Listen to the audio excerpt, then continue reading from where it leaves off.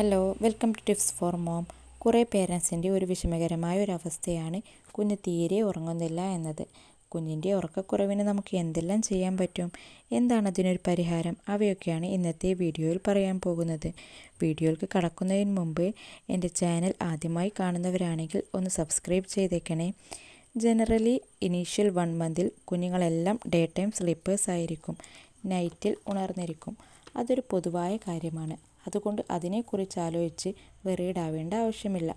ആദ്യം തന്നെ നമ്മൾ ശ്രദ്ധിക്കേണ്ടത് വളരെ കുഞ്ഞായിരിക്കുമ്പോൾ തന്നെ രാത്രിയിൽ ഒരു ഡിം ലൈറ്റോ അല്ലെങ്കിൽ ലൈറ്റ് ഓഫാക്കിയിട്ടോ തന്നെ ഉറങ്ങാൻ കിടക്കുക. അപ്പോൾ തനിയെ കുഞ്ഞിനതൊരു ശീലമാവും. ഇത് ഉറങ്ങേണ്ട ടൈമാണെന്ന ചിന്ത കുഞ്ഞിനുണ്ടാവും. 1-2 വയസ്സ് കഴിഞ്ഞ കുട്ടികളാണെങ്കിൽ നമ്മൾ ശ്രദ്ധിക്കേണ്ടത് എത്രത്തോളം സ്ക്രീൻ ടൈം കൊടുക്കുന്നു എന്നതാണ്. അത് കുഞ്ഞിൻ്റെ ഉറക്കത്തെ സാരമായി ബാധിക്കും.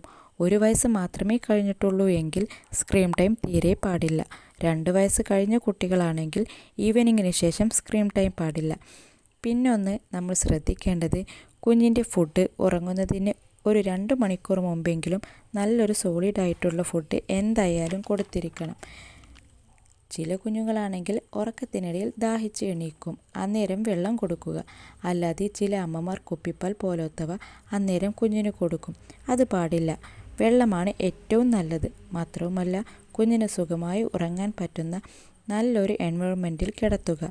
ബഹളങ്ങളിൽ നിന്നും കുഞ്ഞിനെ അകറ്റി നിർത്തുക. ഈ പറഞ്ഞ കാര്യങ്ങൾ ചെയ്താൽ തന്നെ ഒരുവിധം എല്ലാ കുട്ടികളിലും ഉറക്കം നന്നായി ലഭിക്കും. എൻ്റെ ഈ വീഡിയോ യൂസ്ഫുള്ളായി തോന്നിയെങ്കിൽ എൻ്റെ ചാനൽ സബ്സ്ക്രൈബ് ചെയ്ത് ഷെയർ ചെയ്യാനും ലൈക്ക് ചെയ്യാനും മറക്കല്ലേ. താങ്ക്